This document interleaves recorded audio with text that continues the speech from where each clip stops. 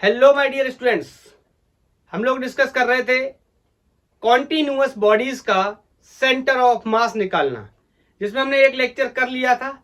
इसमें हमने rod, semi circular ring और सेमी सर्कुलर प्लेट की वजह से सेंटर ऑफ मास कैलकुलेट कर लिया था। आज रेगुलर बॉडीज या यूनिफॉर्म जो बॉडीज होती है, इनके मास डेंसिटी यूनिफॉर्म हम जो डिस्कस कर रहे हैं, तो आज कॉन्टिन्यूअस बॉडीज का जो सीएम निकालना है उसके लिए लेक्चर नंबर 2 है। और इसमें हम हेमी, सॉलिड, स्फीयर के बारे में बात करेंगे और दूसरा हम सॉलिड कोन के बारे में बात करेंगे। तो let's start with the centre of mass of hemisphere. तो पहले हेडिंग लगा लेंगे सीएम ऑफ हेमी स्फीयर।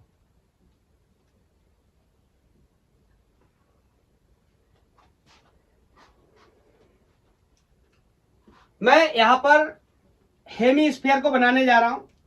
मैं ये मान के चल रहा हूं सारे लोगों को पता होगा कि स्फीयर का क्या मतलब होता है। स्फीयर एक 3D बॉडी होती है जिसके अंदर इस तरीके से मास भरा होता है। बोलो, जिन लोगों को स्फीयर में समझने में तकलीफ है वो तरबूज को समझ सकते हैं, वाटरमेलन को। बोलो, और उसका भी क्या आधा हिस्सा मैंने लिया हुआ है। We are dealing with the hemisphere. आपको पता है अगर ये पूरा स्फीयर होगा तो इसके सेंटर पे हो जाएगा क्या, सीएम, लेकिन हम आधा इसीलिए ले रहे हैं। एंड इंपॉर्टेंट, ये एक्स वाई प्लेन में रखा हुआ है। ध्यान से देखो, ये एक्स वाई प्लेन में रखा हुआ है। तो बताओ इसका सीएम जेड के अलॉन्ग तो वैसे 0 हो गया, मतलब इसका सेंटर ऑफ मास या तो एक्स के अलॉन्ग आएगा या फिर वाई के अलॉन्ग आएगा। तो मैं यहां पर मेंशन करता चल रहा हूं कि जेड सीएम क्या हो गया, 0। अब बताओ, मैं आपसे अगर ये बोल दूं कि इसका बाई सीएम भी 0 है तो क्या आप इस बात को समझ पाए? बोलो। प्रीवियस लेक्चर में मैंने आपको कॉन्सेप्ट बताया था, एक बार निकाल के बताया था, उसके बाद कॉन्सेप्ट बताया था सिमेट्री का। ध्यान से देखो, मैं यहां रख के बताता हूं। अगर मैं इसको काटूं वाई एक्सेस के अबाउट, अब ये एक्स के अबाउट नहीं काट रहा हूं, वाई के अबाउट। देखो, अगर मैं इसको काटूं तो ये 2 बराबर भागों में बट गया, मतलब इसकी वजह से जो सेंटर ऑफ मास आएगा, इसकी वजह से सेंटर ऑफ मास आएगा, तो टोटल सेंटर ऑफ मास क्या हो जाएगा, 0 हो जाएगा। आप कैलकुलेट करके भी देख सकते हो, मैंने प्रीवियस लेक्चर में बताया कैसे कैलकुलेट करना है। बोलो, लेकिन मैंने यहां पे लिख दिया, ब्रैकेट में लिख दे रहा हूं क्या, बाई सीएम, क्या किसकी वजह से, ड्यू टू सिमेट्री। तो बताओ इसका सेंटर ऑफ मास किसकी वजह से आने वाला है, एक्स डायरेक्शन की वजह से आने वाला, एक्स की वजह से आने वाला, या एक्स में आने वाला। तो बताओ मैं लिखना शुरू करूं, अपन जैसे ड्राइव करते थे। मैंने प्रीवियस लेक्चर में आपको यह भी बताया था, देखो मेक श्योर कि आपने प्रीवियस लेक्चर देखा है। प्रीवियस लेक्चर देखे बिना इस लेक्चर को समझना बहुत ही चैलेंजिंग है, फिर आप बोलोगे समझ नहीं आया। बोलो, तो मैंने आपको बताया था कि इस वाले लेक्चर में इन दोनों को ड्राइव करने के लिए, इन दोनों के सीएम को ड्राइव करने के लिए मैं मास डेंसिटी जैसे कॉन्सेप्ट का यूज करूंगा। और आपको पता है कि स्फीयर कैसी बॉडी होती है, 3D बॉडी होती है, इसके पूरे वॉल्यूम में मास भरा हुआ है। इसका मतलब मैं यहां पर किस तरीके की डेंसिटी का इस्तेमाल करूंगा, मास पर यूनिट वॉल्यूम जैसी चीजों की बात करूंगा। तो मैं कह सकता हूं कि X C M will be 1/m। मैंने मान लिया जो ये हेमीस्फीयर मैंने लिया है इसका पूरा मास कितना है, m है, तो मैं कह सकता हूं कि x dm। और आपको बार बार एक ही बात बताई जाती है कि ये क्या है, डिस्टेंस है, ये क्या है, मास है, ये दोनों एक दूसरे के साथ इंटीग्रेट नहीं होंगे, मेरे को dm को हटाना पड़ेगा। बोलो, तो क्या मैं dm को हटा सकता हूं? तो यही बड़ा क्वेश्चन है, क्या मैं इसके स्ट्रिप्स काटना शुरू करूं? बताओ। तो मैं इसके स्ट्रिप काटूंगा। तो मैंने बोला लेफ्ट से, अब देखो यहां पे ये डिजाइन है ना, ये आपको परेशान ना करे, इस वजह से मैं थोड़ा सा मिटा दे रहा हूं। यहां से एक्स डिस्टेंस आगे जाकर ये ऐसे रखा हुआ है, तो मैं इधर चलूंगा तो ये एक्स में चला जाएगा। मैंने एक स्ट्रिप काट लिया। आपको मैंने बार बार बताया अपन क्या करेंगे, स्ट्रिप्स काटेंगे। और इस स्ट्रिप की जो हाइट है या लेंथ है, आप उसे बाई मान लो, ठीक है। तो इस केस में एक्स भी वेरिएबल हो गया और बाई भी वेरिएबल होगा। भाई तरबूज है, तरबूज को तो पहले आधा काट लो, आधा काटने के बाद फिर उसके क्या करो, उसके ऐसे स्लाइस निकालो, ऐसे स्लाइस, एक स्लाइस, 2 स्लाइस, 3 स्लाइस, ऐसे स्लाइस निकाल रहा हूं मैं। लेकिन अब मैं बोर्ड पे इसी तरीके से ही डिनोट कर सकता हूं। मेरे पे बोर्ड पे कोई तरीका नहीं है कि मैं स्लाइस को इस तरीके से डिनोट कर दूं।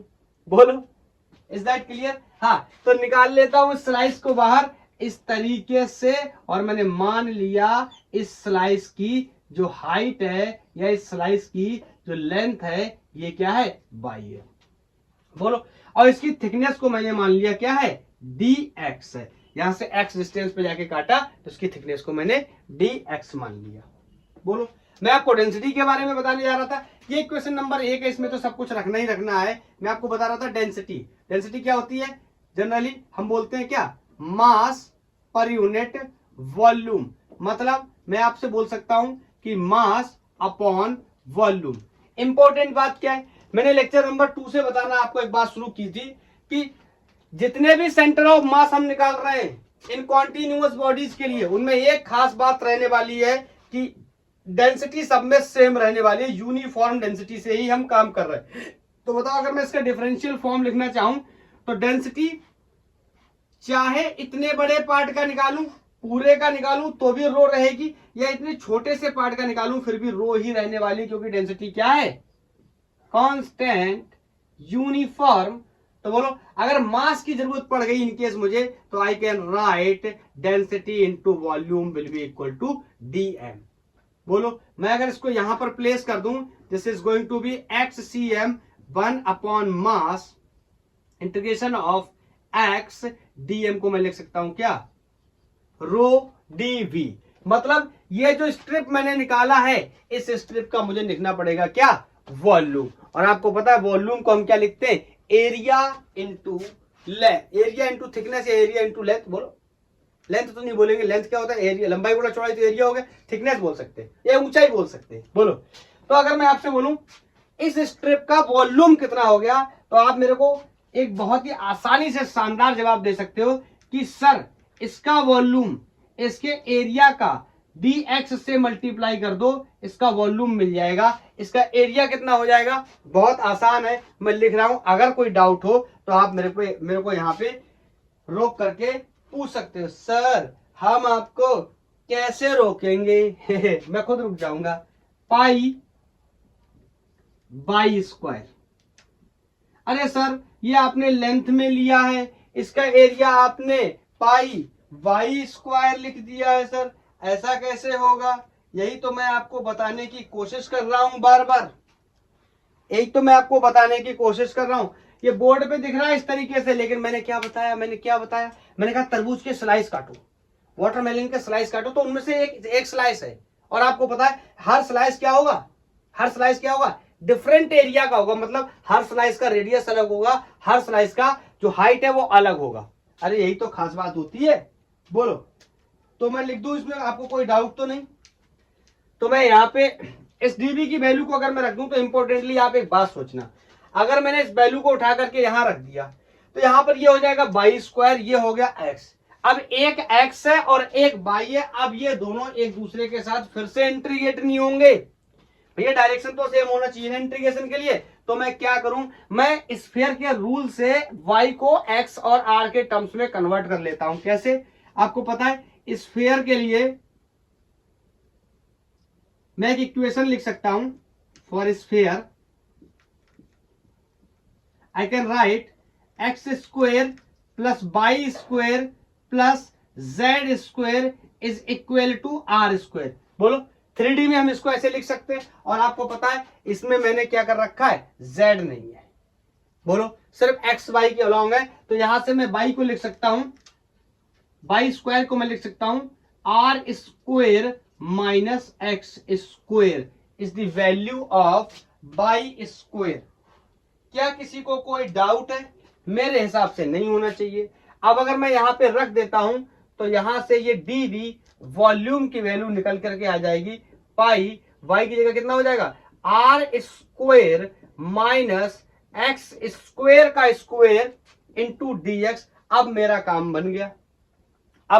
बन गया, देखो ये भी x में कन्वर्ट हो गया, ये dx हो गया, ये भी x हो गया, अब ये आसानी से इंटीग्रेट हो जाएंगे। तो मैंने यहां पे रखा xcm is equal to 1 upon mass integral of x rho and volume की वैल्यू मैंने यहां से रखी pi capital R square minus X square to the whole square into dx। जो जो कॉन्स्टेंट्स हैं उनको बाहर निकालेंगे, बाकी लोग जो वेरिएबल हैं उनको अंदर रखेंगे और इंटीग्रेशन स्टार्ट करेंगे। मैं आपसे एक प्रश्न पूछना चाहता हूं, क्या ये function R square minus X square constant है या वेरिएबल है? आप तुरंत बोलोगे sir this is variable because this is the value of Y, और बाई की वैल्यू इस स्ट्रिप के लिए ये थी, नेक्स्ट स्ट्रिप काटूंगा तो देखो बाई की वैल्यू कुछ बढ़ जाएगी, या और यहां से काटूंगा तो बाई की वैल्यू क्या हो जाएगी, कम हो जाएगी, मतलब दिस फंक्शन इज वेरिएबल।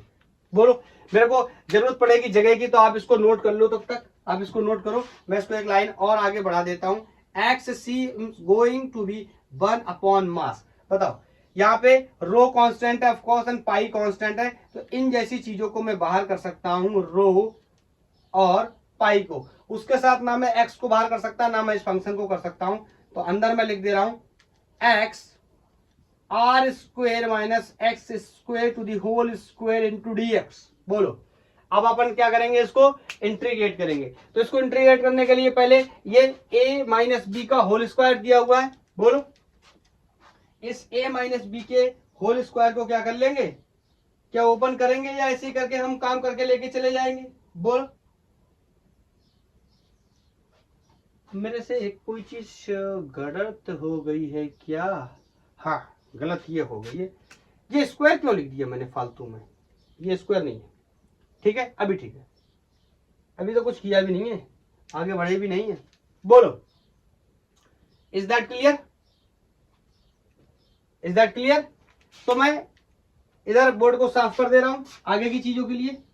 समझ गए ना, वो आर स्क्वायर गलत लिख दिया था बाय मिस्टेक, इसका स्क्वायर गलत कर दिया था।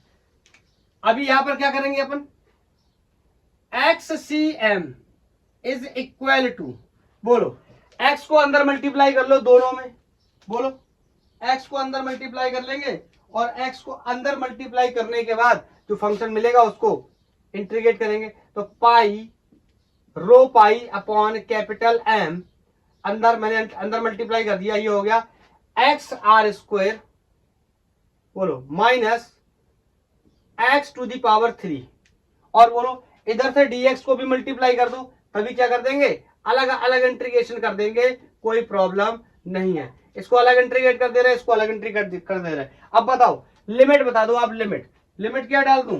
अरे लिमिट तो बहुत ही आसान है, ज्यादा से ज्यादा क्या हो जाएगा या कम से कम क्या हो जाएगा, यहां से शुरू कर दूंगा, अधिक से अधिक यहां पहुंच जाऊंगा, तो इसका रेडियस कितना मान ले रहा हूं, आर मान ले रहा हूं। ये जो हेमीस्फीयर लिया है हमने, तो बोलो कम से कम 0, अधिक से अधिक आर। Is that clear? तो बताओ यहां पे एक लाइन और लिख दे रहा हूं, X C M will be rho pi upon capital M. बताओ इसका इंटीग्रेशन कितना हो जाएगा, इसमें आर क्या है, कांस्टेंट, तो इसको ऐसे बना रहने देते हैं, एक्स का integration with respect to DX, क्या ऐसे करके लिख दूं? अगर आपको दिक्कत ना हो रही हो तो आर स्क्वायर इंटू एक्स, ठीक है, तो एक्स का integration with respect to DX will be X square by 2। बोलो, तो यहां पर मैंने इसका इंटीग्रेशन कर दिया और यहां पे ये हो गया एक्स स्क्वायर बाई 2। अब अपन यहां क्या कर देंगे, लिमिट रख देंगे 0 से r तक। बोलो, यहां माइनस का साइन लगाया, मैंने दोनों को अलग अलग करके सेपरेट करके इंटीग्रेशन कर दिए। ये x टू दी पावर 3 है, इसका तो हम बहुत ही आसानी से कर सकते हैं, पावर में एक जोड़ना है, टोटल पावर को डिवाइड करना है और लिमिट लगाना है 0 से लेके r तक।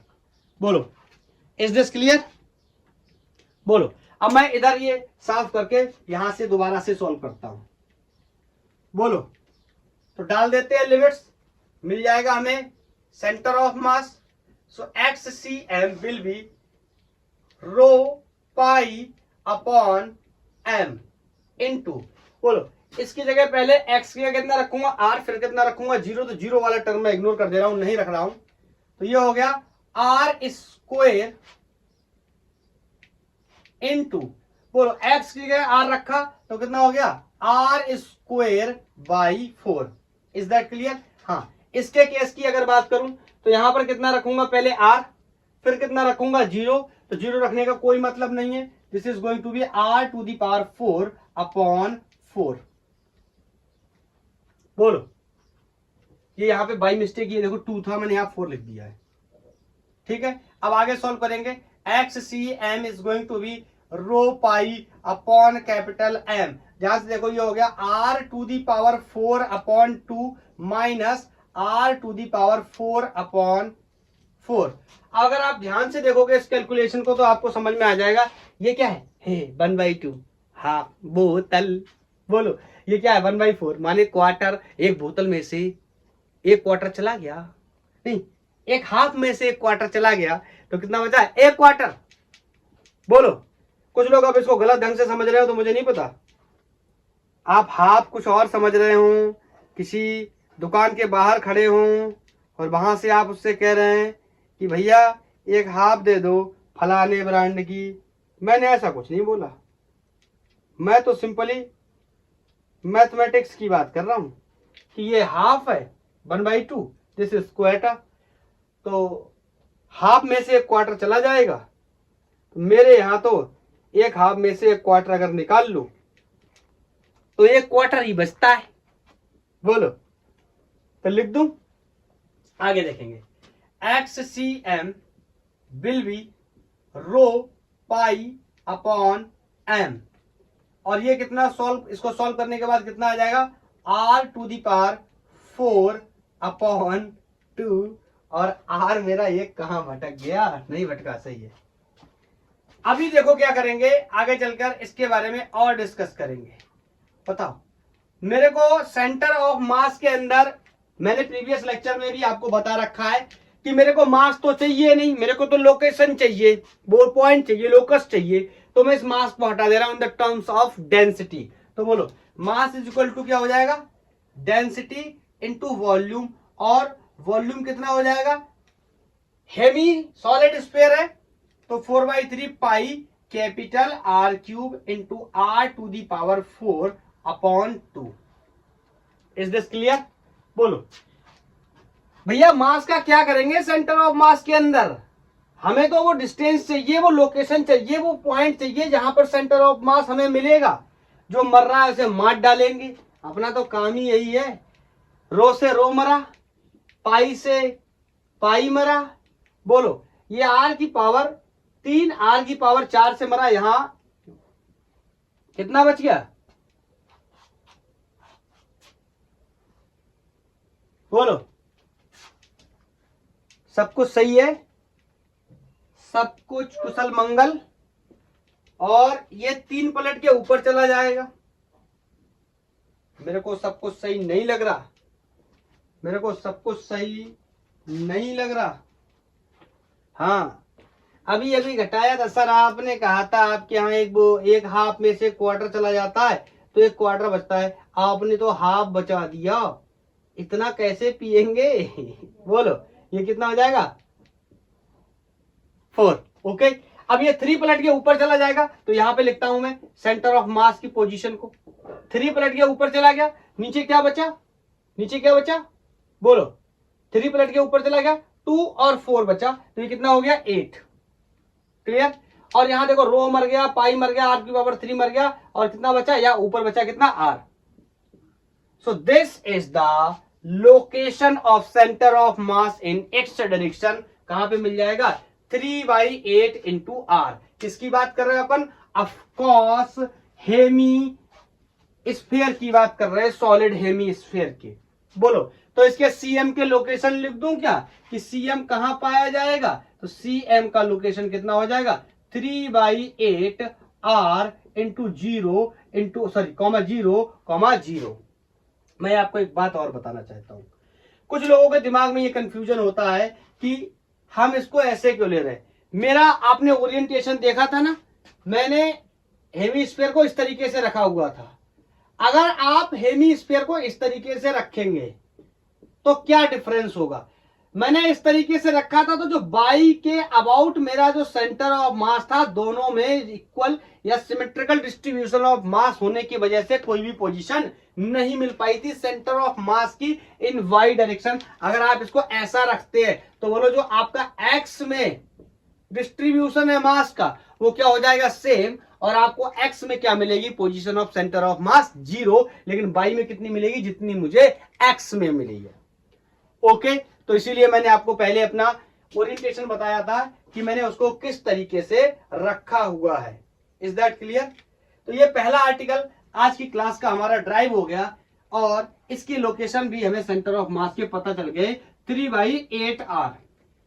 बोलो नेक्स्ट आर्टिकल हमारा है, हम कोन के बारे में डिस्कस करना चाहते हैं कि एक सॉलिड कोन है, उस सॉलिड कोन की वजह से कितना या किस जगह पे सेंटर ऑफ मास हमें मिलेगा। तो चलो मैं कोन का पिक्चर बना देता हूं। ये अपने पास एक कोई कोन है और इसकी ये जो हाइट है, this height is small h, okay. इसका जो रेडियस है दिस इज कैपिटल R। तो मैं हेडिंग यहां पर ऊपर लगा दे रहा हूं, CM ऑफ सॉलिड कोन। इस कोन की वजह से हम CM निकालने जा रहे हैं। मैं आपको बहुत प्यार से बता रहा हूं ताकि आपको कोई कंफ्यूजन ना हो, आप बिल्कुल अच्छे से इसको ड्राइव कर पाए। बोलो अब मैं आपसे बोलूं कि इस कोन की वजह से मेरे को निकालना है क्या, सेंटर ऑफ मास। तो आपको पता है, सबसे पहले तो मैं आपको ये क्लियर कर देता हूं। बताओ अगर मैं इसको ऐसे लाइन ड्रॉ कर लूं तो इससे तो आपको पता है सिमेट्रिकल डिस्ट्रीब्यूशन की वजह से इसमें एक्स डायरेक्शन में कोई भी सेंटर ऑफ मास पाया नहीं जाएगा। तो मैं यहाँ पे साइड में लोकेशन लिख दे रहा हूं, तो centre of mass x direction में कितना हो गया 0, जेड में तो वैसे 0 हो गया, मतलब सेंटर ऑफ मास कहां आने वाला है, in y direction. I can write 1 mass y times of dm। अब मेरे लिए भाई चैलेंजिंग सवाल कि मेरे को यहाँ पे किसकी वैल्यू को हटाना है, dm की वैल्यू को हटाना है, मतलब मुझे स्ट्रिप्स काटने पड़ते थे। अब इस कोन को समझ रहे हो ना, आइसक्रीम को समझो। आइसक्रीम जो अपन खाते हैं वो क्या हो गया, एक प्रकार से सॉलिड कोन हो गया। बोलो, और आप आइसक्रीम में एक ब्लेड लो और इस तरीके से कटिंग शुरू करो। सर मैं आइसक्रीम खराब नहीं करना चाहता, कोई बात, करना पड़ेगा, अगर इसे सॉल्व करना है तो करना पड़ेगा। तो बोलो ऐसे अगर मैं काटूं आइसक्रीम को, यहां से काटूं, यहां से काटूं, यहां से काटूं, कहीं से भी काटूं, तो आप देखोगे आइसक्रीम को काटने के बाद बताओ क्या निकल रहे होंगे, डिस्क निकल रहे होंगे, डिस्क निकल के आ रहे होंगे। और डिस्क निकलने के साथ साथ एक इंपॉर्टेंट बात ये होगी कि हर एक डिस्क का जो रेडियस होगा वो डिफरेंट होगा, क्योंकि कोन का जो इस तरीके से अपन आइसक्रीम खाते हैं, ये कोन है, ये आइसक्रीम है, यहां से काटोगे, यहां से काटोगे, यहां से काटोगे, ऊपर की तरफ देखो जो फैलता हुआ जा रहा है, तो रेडियस इसका क्या हो रहा है, बढ़ता हुआ जा रहा है। मतलब हर एक जो आपने डिस्क काटा है उसका रेडियस क्या होगा, डिफरेंट।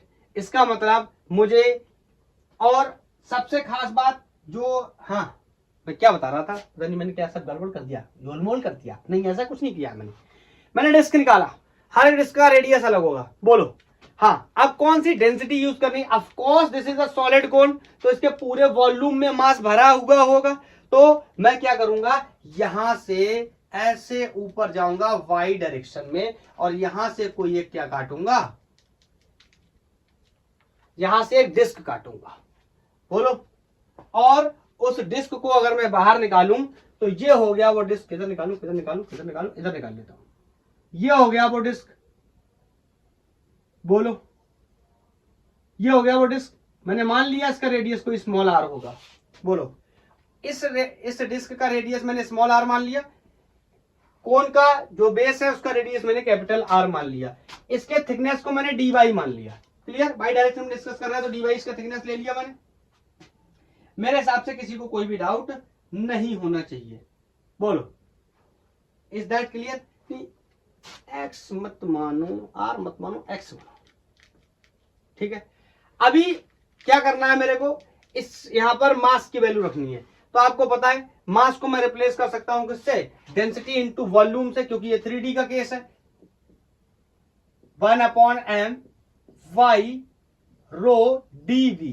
तो बताओ इसका अगर मुझे वॉल्यूम लिखना हो तो मैं कितना लिख दूंगा।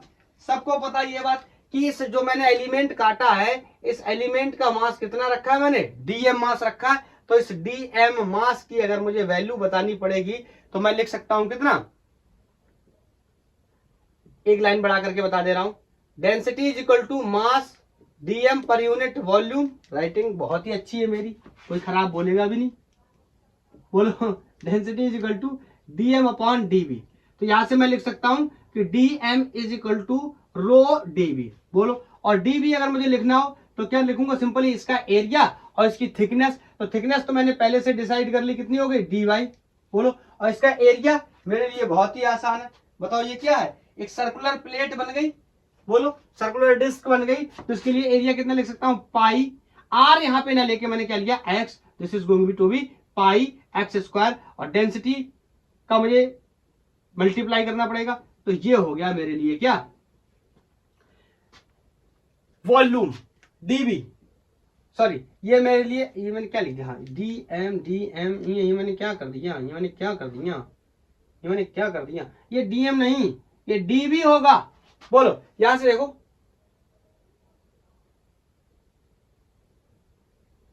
क्या कर रहा हूं मैं ऐसा ना करके ऐसा ही करता हूं तो ज्यादा बेहतर रहेगा, दोनों जगह से, नहीं तो दिक्कत होगी।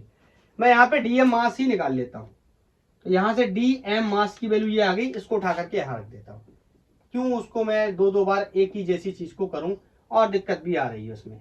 वाई रो पाई एक्स स्क्वायर और ये डी वाई, बोलो रो पाई एक्स स्क्वायर डी वाई। अब यहां पर मुद्दे की बात क्या है, फिर से वही प्रॉब्लम कि ये क्या है, y है, और ये क्या है, x है। अब ये दोनों एक दूसरे के साथ इंटीग्रेट होने के लिए मना कर देंगे, तो आपको पता है मेरे को क्या करना पड़ेगा, x की वैल्यू को एलिमिनेट करना पड़ेगा इन द टर्म्स ऑफ y। तो सबसे पहले जो कांस्टेंट है उनको अपन क्या कर लेते, बाहर खींच लेते। बोलो इनको बाहर निकालो, कोई काम के हैं क्या, है, बोलो कौन, रो एंड पाई। तो इसको मैंने कर लिया रो पाई अपॉन टोटल मास की वैल्यू को बाद में डेंसिटी इनटू वॉल्यूम के टर्म्स में रिप्लेस कर देंगे। यहां से बचा कौन, Y X square D Y. भैया आपको बता रहा था इंटीग्रेट कौन होगा, जो y का फंक्शन होगा। क्यों, क्योंकि यहां पे वेरिएबल कौन है, डी वाई है, या y वेरिएबल है, तो ये x को मेरे को क्या करना पड़ेगा, सिंपली हटाना पड़ेगा। तो मैं इसके लिए एक बहुत बेसिक थ्योरम का इस्तेमाल कर सकता हूं। अगर मैं आपसे बोलूं कि ध्यान से देखो, ये पूरी डिस्टेंस h थी, तो अगर इतनी डिस्टेंस की बात करी जाए तो ये h माइनस वाई हो जाएगी, क्योंकि मैंने y जाकर के ऊपर एक ट्रायंगल काट लिया, एक प्रकार से ट्रायंगल हो गया। तो बताओ अगर इनके नाम लिख दूं, ये a हो गया, ये b हो गया, ये c हो गया, और ये कोई पॉइंट यहां पर o हो गया, ये d हो गया। तो मैं आपसे बोलूं कि अगर मैं दो ट्रायंगल्स के बारे में बात करना चाहता हूं, और दोनों ट्रायंगल्स कैसे हैं, एक दूसरे के सिमिलर हैं, कैसे, मैं आपको लिख करके बताता हूं। इन ट्रायंगल ए, इसी को यहां ना लेके यहां ले लेता हूं, ए बी सी बना भी देता हूं यहां पे एक छोटू सा ट्रायंगल, ये ए, ये बी और ये सी। इसकी वैल्यू कितनी है, स्लांट हाइट भी बोलते हैं इसको, पता भी होगा लोगों को। ये होगा कितना, h माइनस बाई, बोलो क्लियर। और इसका रेडियस कितना ले लिया, स्मॉल r, ठीक है। और दूसरा ट्रायंगल इन एबीसी एंड ये वाला ट्रायंगल ए डी ओ या ए ओ डी, मैं यहां मैथ नहीं पढ़ा रहा, ठीक है, ए डी ओ, ये वाला ए डी ओ, इसको ऐसे बना दूं। इसकी हाइट, स्लैंट हाइट कितनी है, स्मॉल h, इसका रेडियस कितना है r, ये यहां से यहां तक की डिस्टेंस कितनी है r। तो बताओ मैं इनको बोल सकता हूं r सिमिलर ट्रायंगल।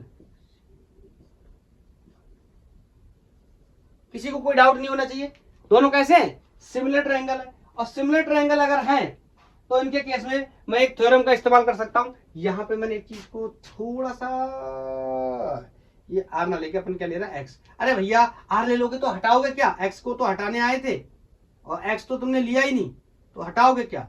तो बोलो सिमिलर ट्रायंगल के रूल से मैं क्या कर सकता हूं, इसकी स्लैंट हाइट इसके स्लैंट हाइट का रेशियो इसके रेडियस और इसके रेडियस के रेशियो के बराबर होगा। यह सिमिलर ट्रायंगल का नियम होता है, आई थिंक क्लास 10th वगैरह में या क्लास 9th में पढ़ाया जाता है, ठीक है।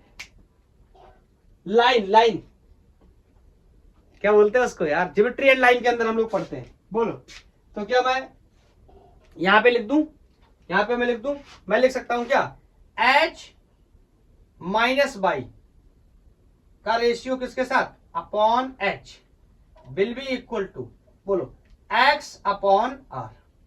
Is that clear. ये थ्योरम होता भैया, ये आपको पता होना चाहिए। बोलो तो यहां से x की वैल्यू मुझे मिल गई, मैं यहां पे रखने जा रहा हूं। x की वैल्यू कितनी हो जाएगी, यहां पर एक बार निकाल के बता देता हूं, ये हो जाएगी कितनी, r अपॉन h और ब्रैकेट में h minus y is equal to X. Is that clear? बोलो। x की वैल्यू को उठा के रख देते हैं। बोलो, ये यहाँ पे r लिखा है ना, इसको x कर लो। ठीक है, यहां रख लेते हैं। मान लो कोई ये वन इक्वेशन है। एक सेकेंड, इक्वेशन वन में पुट कर देते। बोलो, इसको हटा दे रहा हूं यार, ये इधर से जगह की जरूरत पड़ने वाली है। तो यहां पे मैं लिख दे रहा हूं Y C M will be equal to rho pi upon M, और इंटीग्रेशन करेंगे किसका? y। x की वैल्यू मैंने यहां से लिख ली, ये हो गया r अपॉन h। बोलो, h माइनस बाई। ध्यान से देखो, इसका क्या है? स्क्वायर है x का, तो इस पूरी वैल्यू को क्या करना पड़ेगा? स्क्वायर। तो यहां हो गया r स्क्वायर, यहां हो गया h स्क्वायर, और ये हो गया h माइनस बाई का whole square. Is that clear? और यहां पे कौन आ गया? dy। अभी भी लिमिट लगाना थोड़ा ठीक नहीं है, पहले जो वेरिएबल्स हैं उनको बाहर सेपरेट कर लेते, उसके बाद हम लिमिट को लगाएंगे। बोलो, कौन कौन कांस्टेंट है? बताओ। मेरे को दिख रहा है ये रेडियस कांस्टेंट है, और ये हाइट भी क्या है? इसकी कांस्टेंट है। तो यहां पर मैं r square upon h square को बाहर कर लेता हूं। तो ये, हाँ, और ये फंक्शन क्या ये कांस्टेंट है या वेरिएबल है? h माइनस बाई, ये वेरिएबल है। कैसे? ये देखो, इसके लिए ये h माइनस बाई यहां के था, इस वाले के लिए कुछ और होगा, इसके लिए कुछ और होगा, इसके लिए कुछ और होगा। जब अलग अलग जगह हम काटने जाएंगे, कटिंग करने जाएंगे, कौन की? बोलो, डीएम एलिमेंट काटने जाएंगे, तो उसके लिए h माइनस बाई क्या करेगा? वेरी करेगा। क्लियर? तो यहां से मैंने निकाल लिया, किसको निकाल लिया? जो कांस्टेंट है। कौन कौन कांस्टेंट है? r स्क्वायर को निकाल लिया। बोलो, अपॉन टोटल मास, और यहां पे h स्क्वायर को मैंने निकाल लिया। अब अंदर कौन कौन बचा? अंदर बचा Y h minus Y into D Y, और इसका क्या है? Whole square. अब देखो, ये होल स्क्वायर है, तो इसका a माइनस बी का होल स्क्वायर खोल लेते, उसके बाद ही सॉल्व कर सकते। तो मुझे जरूरत पड़ेगी तो मैं इधर से हटा रहा हूं। बोलो, मैं हटा रहा हूं यहां से।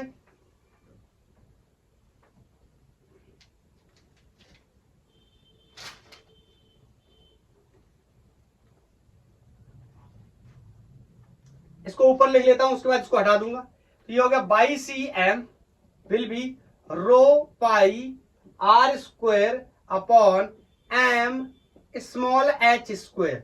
इंटीग्रेशन करेंगे किसका? y। अब बताओ, इसका क्या खोलेंगे? a माइनस बी का होल स्क्वायर, तो कितना हो जाएगा? h square minus plus y square minus 2h Y, अरे a माइनस बी का होल स्क्वायर तो खोलना आता ही होगा। बोलो, इंटू डी वाई। अभी क्या करेंगे? बाई का अंदर मल्टीप्लाई कर देंगे, इधर से डी वाई का मल्टीप्लाई कर देंगे, फिर हमारे लिए क्या मिल जाएंगे? सारे वेरिएबल फंक्शंस मिल जाएंगे, फिर उनको इंटीग्रेट कर देंगे। बोलो, तो यहां से मैं लिख सकता हूं कि Y C M is equal to rho pi r square upon M h square. बताओ, अंदर मल्टीप्लाई करूंगा, ये हो जाएगा कितना? बाई h स्क्वायर प्लस इसके अंदर मल्टीप्लाई करूंगा तो ये y क्यूब हो जाएगा, और dy का भी साथ में मल्टीप्लाई कर ही लेता हूं। यहां dy, यहां पर भी क्या? dy, और यहां पर माइनस 2, इसका मल्टीप्लाई करूंगा h बाई स्क्वायर, और इधर से dy। अब मेरे को क्लियर हो गई ये बात कि लिमिट को मैं आराम से लगा सकता हूं। बोलो, वेरिएबल कौन है? y, और y को मैं लिमिट लगा सकता हूं। बोलो, कहां से कहां तक? बोलो, कहां से कहां तक? यहां देखो ना, ये तो था अपना कौन? सबसे कम वैल्यू y की कितनी हो सकती है? 0, और सबसे अधिक y की वैल्यू कितनी हो सकती है? h।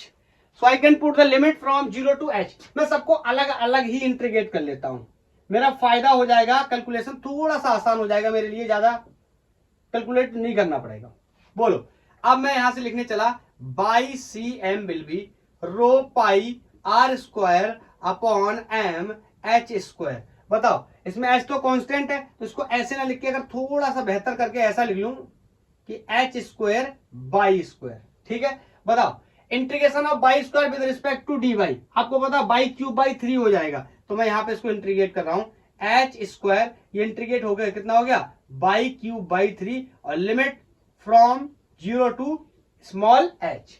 बोलो, next, Y to the power 3 है, इसका इंटीग्रेशन करूंगा, पावर में एक ऐड करूंगा, y⁴ upon 4 limit from 0 to small h minus इसमें 2h कांस्टेंट है और बाई स्क्वायर का integration with respect to dy कितना हो जाएगा, y³ 3 limit from 0 to h। देखिए रहना कुछ गलत ना हुआ वरना सही नहीं कर मिलेगा। तीसरी बार हम लोग बोर्ड साफ करके इसको कर रहे हैं।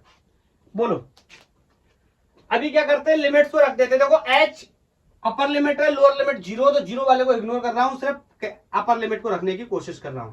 तो Y cm rho pi r² upon m h²। यहां पर जब मैं रखने जाऊंगा, थोड़ा सा एक लाइन अगर शॉर्ट आप कर लेने दोगे तो मेरा काम हो जाएगा। यहां पर मैं रखने जाऊंगा h को, तो पहले h रखूंगा, उसके बाद क्या रखूंगा, 0 रखूंगा। तो जब h को रखूंगा बाई की जगह तो पहले कितना हो जाएगा, कहीं कोई गलती तो नहीं, पहले ये चेक कर लो, सबसे पहले ये जरूरी है, ये h² और ये देखो अभी यहीं पे मुझे लगता है गलत हो गया, बिल्कुल हो गया। ये y² कहां से आ गया, अरे ये बाई इसके साथ मल्टीप्लाई हुआ था, तो ये d/dy होना चाहिए था, ये h² होना चाहिए था, तो ये इंटीग्रेशन भी गलत है। y का integration with respect to dy will be y²/2। अब सही है, बोलो 0 टू h। कैसे समझ पाए, ये y को मैंने अंदर मल्टीप्लाई किया था, बाई मिस्टेक मैंने y² लिख दिया था। क्लियर। अभी यहां लिमिट रखते हैं, बोलो यहां h रखूंगा इसकी जगह तो कितना हो जाएगा, अपर लिमिट h रखूंगा, लोअर लिमिट 0 रखूंगा, तो ये कितना हो जाएगा, h⁴ sorry h⁴ upon 2। Is that clear. और माइनस 0 लिखूं क्या, नहीं लिखता हूं, छोड़ देता हूं। बाई की जगह क्या लिख दिया, h, उसकी पावर कितनी कर दी 2, upper limit minus lower limit, ठीक है, प्लस। आगे देखो, ये तो पूरा किया कराया है, इसमें कुछ ज्यादा सोचने समझने की जरूरत ही नहीं है, ठीक है। तो ये y²/4 है, तो इसमें सिंपल लिमिट डालूंगा, तो ये एक सेकेंड, लाइट का डिस्को स्टार्ट हो गया था बोलो इस बाई की जगह कितना रख देता हूं, स्मॉल h, तो इसकी पावर कितनी हो गई 4 माइनस बोलो 2, और यहां पर बाई की जगह मैं कितना रख दूंगा h, तो h⁴ और उसके साथ ये h, तो h⁴ कितना हो गया 4, तो ये 2/3 h⁴। अब यार इसको जोड़ना है, क्या इसको जोड़ नहीं पाओगे, बोलो क्या इसको जोड़ या घटा नहीं पाओगे, बोलो नोट करो 1 2 3, नीचे नहीं ऊपर ही करूंगा, बोलो 1 2 3। अभी सब हटा दे रहा हूं, सिर्फ लोकेशन रहने दे रहा हूं, xcm 0 है, zcm 0 है, नोटेड। अरे टिप लो 1 2 3।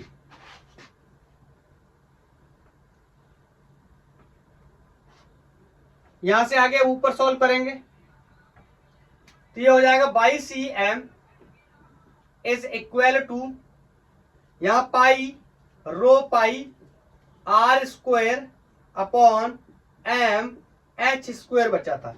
अब देखो ये कितना है h⁴ अपॉन 2, ये कितना h⁴ अपॉन 4, तो इन दोनों को जोड़ेंगे, फिर से वही बात है, ये 1/4 है, ये हाफ है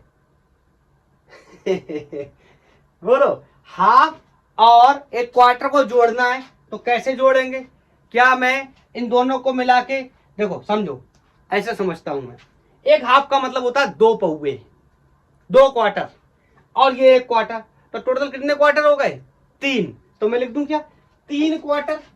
देखो 3 और क्वार्टर का मतलब 1/4, यही तो होते 3 क्वार्टर। हाँ इसके साथ साथ h² या सॉरी h⁴ है तो h⁴ लिख लिया, बोलो माइनस 2/3 h⁴। अब इन दोनों को घटाना, बोलो घटाने के बाद में जो वैल्यू मिलेगी, मास को बाद में रिप्लेस कर देंगे डेंसिटी इनटू वॉल्यूम के टर्म्स में। This is going to be Y cm is equal to rho pi r² upon m h²। बोलो 3/4 में से 2/3 चला गया, एलसीएम ले लिया मैंने, 12 आ गया, बोलो 12 आ गया, यहां 12 आ गया, और यहां 3 थे तो यहां 4 आ गया, तो ऊपर कितना हो जाएगा 12। इसको सॉल्व करके बताऊं क्या, ऐसे लिख दूं, इसको सॉल्व करके बताऊं, ऊपर 3 3h² माइनस 2h², तो कितना बचेगा h²। ये सब थोड़ा सा सॉल्व कर लेना, h² नहीं सॉरी h⁴। क्लियर। अब देखो ये h⁴ से ये मरा तो यहाँ h⁴ रह गया। अब मैं यहाँ पे मास की वैल्यू को रिप्लेस कर दूं तो मेरा काम हो जाएगा रो pi r² h² upon m into 12। बताओ क्या होता है मास को मैं लिख सकता हूं क्या, density is equal to mass per unit volume, so this mass can be write density into volume. तो बोलो वॉल्यूम किसके बारे में बात कर रहे हैं, जो भी हमारा ऑब्जेक्ट है, जो भी हमारी बॉडी है। ये बॉडी कौन है, कोन। बताओ कोन का वॉल्यूम कितना होता है, कोन का वॉल्यूम कितना होता है, पाई r² h, सुना है, बोलो पाई r² h मेरे हिसाब से वॉल्यूम होता है।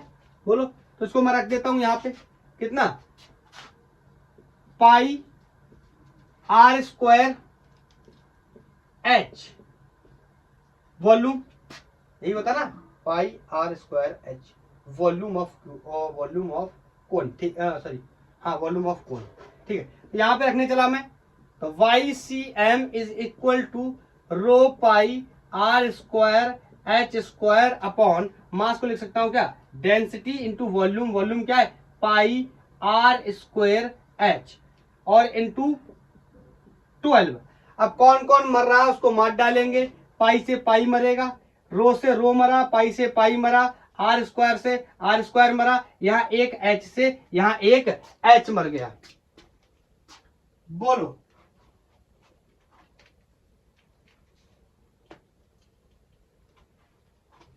नहीं नहीं यहां पे 1/3 और होता है यार, 1/3। ठीक है तो इससे ये मरा, ये 4 हुआ, ये तो पता होगा। YCM बोलो क्या क्या मर गया, रो से रो मर गया, पाई से पाई मर गया, r² से r² मर गया, h से एक h मर गया, ऊपर एक h बचा हुआ है। बोलो ये 3 था, 1/3 था, यहां हमारा यहाँ कितना बचा 4। ये पता चल गया मुझे क्या, CM का कोऑर्डिनेट बाई में कहां पर है, h/4 पे, मतलब इसकी जो भी हाइट है, लेट्स से ये 16 सेंटीमीटर ऊंचा है तो इसका सेंटर ऑफ मास कहां जाएगा, 4 सेंटीमीटर पे। क्लियर। h/4 क्या होता है, कोऑर्डिनेट होता है y डायरेक्शन में, और x और z में कितना होता है, 0 होता है। तो मैं लिख दे रहा हूं CM ऑफ कोन या CM ऑफ सॉलिड कोन कहां मिल जाएंगे मुझे, x में क्या मिल जाएगा 0, y में h/4 और z में 0। Is this clear. इस तरीके से बेचारा कौन, कॉन्टिन्यूअस बॉडीज की वजह से CM खत्म। टोटल 5-6 आर्टिकल के हमने CM निकाले, आप एक एक करके सबको अच्छे से देख सकते और कॉन्सेप्ट को सीख सकते। पिछले लेक्चर में 3 निकाले थे, आई थिंक 3 या 4, इसमें 2 निकाले। ठीक है अब हम CM के मोशन की बात करेंगे, जो कि नेक्स्ट लेक्चर में करेंगे। CM चलना शुरू करेगा। मैंने आपको फर्स्ट लेक्चर में बताया था कि CM is the commander of translatory motion. इसके बारे में डिस्कस करेंगे। Acceleration of CM, velocity of CM, net force on the CM, momentum of the CM। CM mean centre of mass. Is that clear. तो I think ये आपको बहुत अच्छे से समझ आया होगा, आपने बहुत ही एंजॉय किया होगा। तो आज के लिए इतना ही। थैंक यू, धन्यवाद। पढ़ाई करते रहिए।